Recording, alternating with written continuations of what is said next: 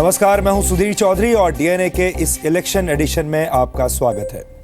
भारतीय राजनीति में अक्सर ये कहा जाता है कि प्रधानमंत्री की कुर्सी का रास्ता उत्तर प्रदेश से होकर गुजरता है, लेकिन नरेंद्र मोदी प्रधानमंत्री जरा दूजी किस्म के हैं। वो 2014 में प्रधानमंत्री बने और 2017 में आज उन्हें उत्तर प्रदेश की सत्ता की सारी चाबियां मिल गई। आप ये भी कह सकते हैं कि उत्तर प्रदेश में आज से प्रधानमंत्री शासन लागू हो गया है। आज भारत की राजनीति में एक नया इतिहास लिखा गया है। देश के सबसे बड़े राज्य उत्तर प्रदेश में बीजेपी ने 403 सीटों में से 325 सीटें जीतकर एक नया इतिहास रच दिया है। पिछले 37 वर्षों में जो नहीं हुआ था वो आज हो गया। इससे पहले 1980 में किसी पार्टी ने उत्तर प्रदेश में 300 से ज्यादा सीटें जीती थी। बीजेपी की ऐतिहासिक जीत कई मायनों में बेहद खास है, क्योंकि उत्तर प्रदेश अगर कोई देश होता तो आबादी के मामले में ये पूरी दुनिया में छठे नंबर पर होता। जाहिर है प्रधानमंत्री नरेंद्र मोदी, उनकी पार्टी बीजेपी और बीजेपी के अध्यक्ष अमित शाह के लिए इस जीत के बड़े मायने हैं। और नरेंद्र मोदी के लिए अब ऐसा कहा जा रहा है कि वो आजाद भारत के सबसे लोकप्रिय नेता बन गए हैं और ब्रांड मोदी अब भारतीय राजनीति का सबसे बड़ा ब्रांड बन गया है।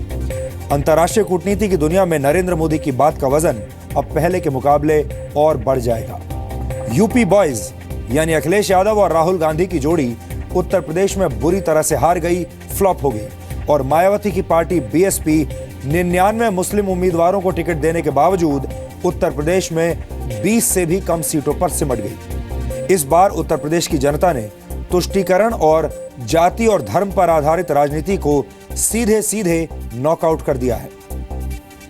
उत्तर प्रदेश के अलावा उत्तराखंड में भी बीजेपी को पूर्ण बहुमत मिला है।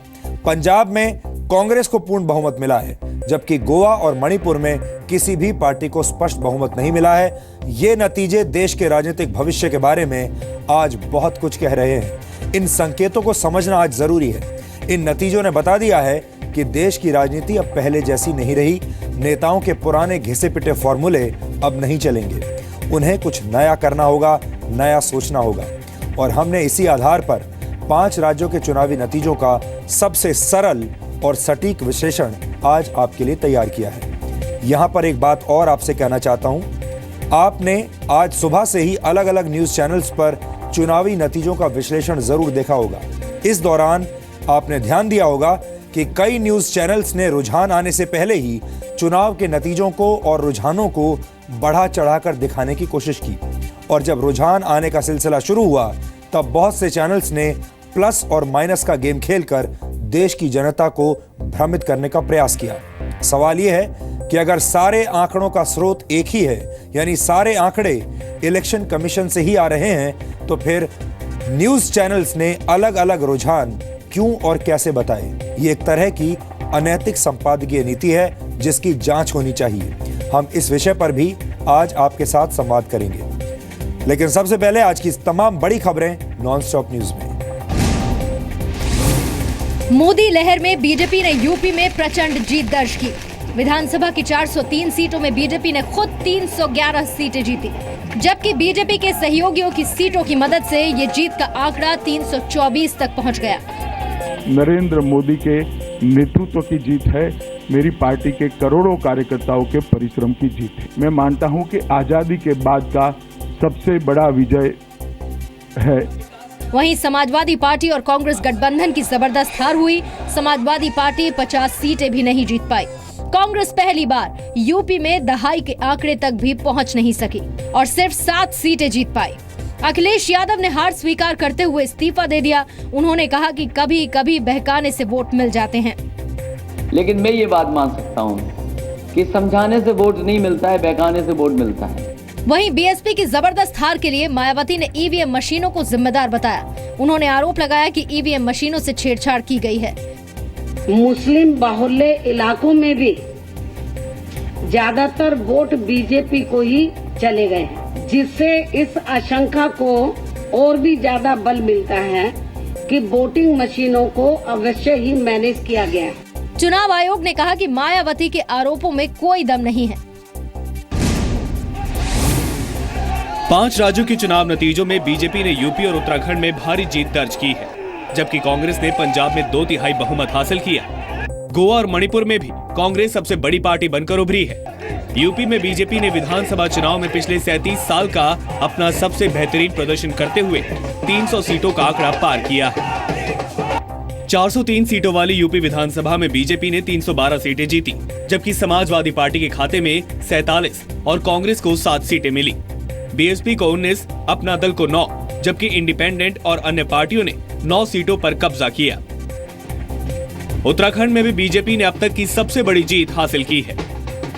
70 सीटों वाली उत्तराखंड विधानसभा में बीजेपी को पूर्ण बहुमत मिला है। बीजेपी ने 57 सीटें जीती हैं, जबकि कांग्रेस सिर्फ 11 सीटों तक ही सिमट गई। 2 सीटों पर अन्य उम्मीदवार विजयी रहे। हालांकि पंजाब में कांग्रेस ने बेहतरीन प्रदर्शन करते हुए अकाली दल बीजेपी गठबंधन के हाथों से 10 साल बाद सत्ता छीन ली है। कांग्रेस ने 117 सीटों में से 77 सीटों पर जीत हासिल की। आम आदमी पार्टी को 20 सीटें मिली, जबकि अकाली दल बीजेपी गठबंधन को 18 सीटें हासिल हुई। 2 सीटें लोक इंसाफ पार्टी को मिली हैं। वहीं गोवा में कांग्रेस सबसे बड़ी पार्टी के तौर पर उभरी है। गोवा विधानसभा की 40 में से कांग्रेस ने 17 सीटें जीती हैं, जबकि बीजेपी को 13 सीटों पर जीत मिली।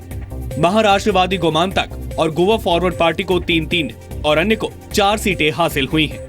मणिपुर में भी कांग्रेस सबसे आगे रही। कांग्रेस को 60 में से 28 सीटें मिली, जबकि बीजेपी को 21 सीटों पर कामयाबी मिली, अन्य को 11 सीटें मिली। कांग्रेस उपाध्यक्ष राहुल गांधी ने यूपी और उत्तराखंड में शानदार प्रदर्शन के लिए ट्वीट कर पीएम मोदी और बीजेपी को बधाई दी। पीएम मोदी ने राहुल गांधी के ट्वीट का जवाब देते हुए लिखा, शुक्रिया, लोकतंत्र जिंदाबाद। यूपी में जीत के बाद बीजेपी कार्यकर्ताओं ने जबरदस्त जश्न मनाए। लखनऊ, वाराणसी, कानपुर या दिल्ली, हर तरफ बीजेपी कार्यकर्ता खुशियां मनाते दिखे। ढोल फाड़ होली होती है, तो इस बार बीजेपी के कार्यकर्ता ढोल फाड़ होली बना रहे हैं, क्योंकि इसके पीछे वाला ढोल तो फट चुका है। नेता भी जीत के जश्न में डूबे नजर आए। ये उत्तर प्रदेश को बदलने की जीत है। इसमें विकास भी है, समाज के हर वर्गों को जोड़ना है, गुड गवर्नेंस है। ये जीत उत्तर प्रदेश और उत्तराखंड के उस गरीब की है जिसने समाज में भारतीय जनता पार्टी को एक ऐसी पार्टी के रूप में देखा है जो सबका साथ सबका विकास वास्तव में कार्यान्वित करती है। जनता के चरणों में सर रख करके भारतीय जनता पार्टी को इतनी बड़ी विजय दिलाने के लिए मैं बहुत वंदन करता हूं और अपने एक एक कार्यकर्ता को बहुत बधाई देता हूं। दिल्ली में बीजेपी हेडक्वार्टर पर नजारा कुछ अलग ही था। कार्यकर्ताओं का हौसला बढ़ाने के लिए अध्यक्ष अमित शाह भी पार्टी कार्यालय पहुंचे और पार्टी कार्यकर्ताओं का शुक्रिया अदा भी किया। पंजाब में 10 साल बाद कांग्रेस 2/3 बहुमत के साथ सत्ता में लौट आई है।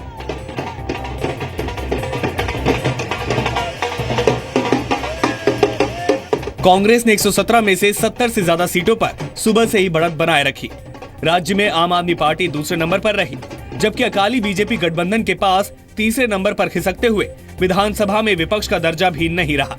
कैप्टन अमरिंदर लांबी सीट पर प्रकाश सिंह बादल से हार गए, लेकिन पटियाला सीट पर 50,000 वोटों से जीते। अमृतसर से सिद्धू भी जीत गए। I think it is the people of Punjab want stability. They want development. They want jobs. They want industry. They want a better education, better health. लोगों ने दुष्टों का अहंकार तोड़ा, धर्म को जिताया। सुखबीर बादल जलालाबाद से जीत गए, लेकिन सरकार के कई मंत्री हार गए। सीएम प्रकाश सिंह बादल कल राज्यपाल को इस्तीफा सौंपेंगे।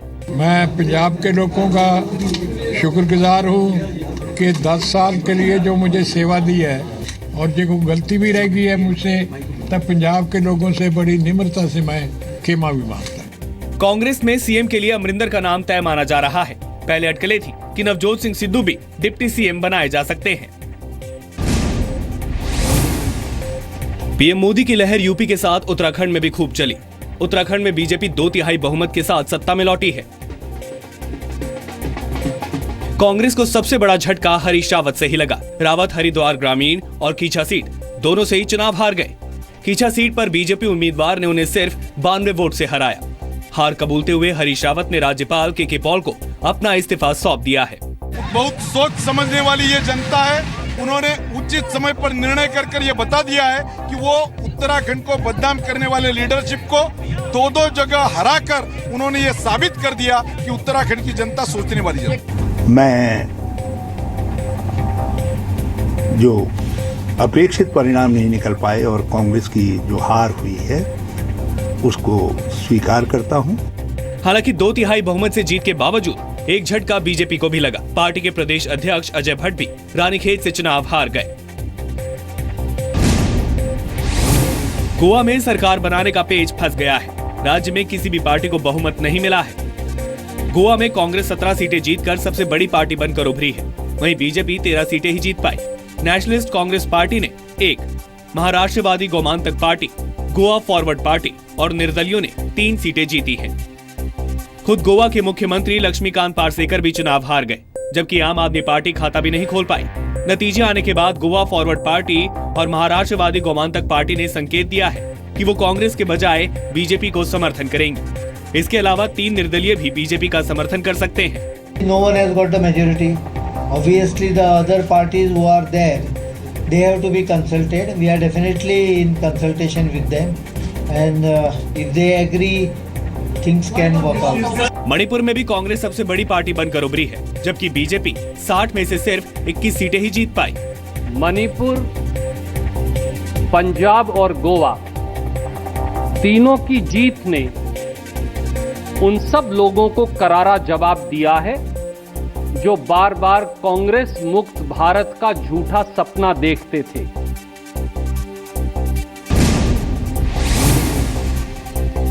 बीजेपी अध्यक्ष अमित शाह ने कहा कि उत्तर प्रदेश और उत्तराखंड के अगले मुख्यमंत्री योग्यता के आधार पर ही तय होंगे। अमित शाह ने कहा कि मुख्यमंत्रियों के नाम पर मुहर बीजेपी संसदीय बोर्ड में लगेगी। शुद्ध रूप से योग्यता के आधार पर चयन होगा। हमारी पार्टी के योग्यतम व्यक्ति को मुख्यमंत्री के लिए हम चयनित करें। उम्मीद जताई जा रही है कि राज्यों में बीजेपी के विधायक दल की बैठकों के बाद ही मुख्यमंत्री पद को लेकर पार्टी कोई फैसला करेगी। 5 राज्यों के चुनाव नतीजों में जिन उम्मीदवारों की हार हुई उनमें सबसे बड़ा नाम उत्तराखंड के मुख्यमंत्री हरीश रावत का है। रावत 2 सीटों से चुनाव लड़े थे और दोनों से हार गए। गोवा के मुख्यमंत्री लक्ष्मीकांत पार्सेकर भी चुनाव हार गए। अखिलेश सरकार में मंत्री और गैंगरेप के आरोपी गायत्री प्रजापति, मुलायम सिंह की छोटी बहू अपर्णा यादव और इरोम शर्मिला भी चुनाव हारने वाले बड़े चेहरे हैं। छत्तीसगढ़ के सुकमा में आईडी ब्लास्ट और नक्सलियों की फायरिंग में सीआरपीएफ के 12 जवान शहीद हो गए। शहीद जवानों में एक इंस्पेक्टर, 2 एसआई, 1 हेड कांस्टेबल और 8 कांस्टेबल शामिल हैं। ये हादसा उस वक्त हुआ जब सीआरपीएफ 219 बटालियन के करीब 100 जवान रोड ओपनिंग के लिए निकले थे। इसी दौरान नक्सलियों ने घात लगाकर आईडी ब्लास्ट किया और गोलियां बरसाना शुरू कर दिया। घटना के बाद नक्सली सीआरपीएफ जवानों के कई हथियार भी लेकर भाग गए। शहीद हुए जवानों के पार्थिव शरीर रायपुर लाए गए हैं। नक्सली घटना हुई थी, उस संदर्भ में 12 जवान शहीद हुए हैं। उनका शव लाया गया है और पंचनामा पोस्टमार्टम की कार्रवाई कराई जा रही है। घटना के बाद नक्सल ऑपरेशन के स्पेशल डीजी ने आपात बैठक बुलाई है। बीजेपी की जीत के जश्न के बीच केंद्रीय गृह मंत्री राजनाथ सिंह सुकमा पहुंचेंगे। प्रधानमंत्री नरेंद्र मोदी ने नक्सली हमले में शहीद हुए सीआरपीएफ जवानों के प्रति संवेदना जताई है। भारत ने बड़ी रेंज वाली ब्रह्मोस सुपरसोनिक क्रूज मिसाइल का आज सफल परीक्षण किया। इस क्रूज मिसाइल की पहुंच अब 290 किलोमीटर से बढ़कर 450 किलोमीटर हो गई है। साथ ही ये मिसाइल 300 किलो तक का वॉरहेड ले जाने की क्षमता रखती है। पिछले साल जून में एमटीसीआर में भारत के शामिल होने के बाद मिसाइल की रेंज बढ़ाना संभव हो गया। इसमें शामिल होकर भारत मिसाइल की नई तकनीक हासिल कर सकता है। डीआरडीओ ब्रह्मोस मिसाइल के 800 किलोमीटर की स्ट्राइक रेंज के एक और वर्जन को डेवलप कर रहा है। इसका टेस्ट 2 से 2.5 साल में किया जा सकता है।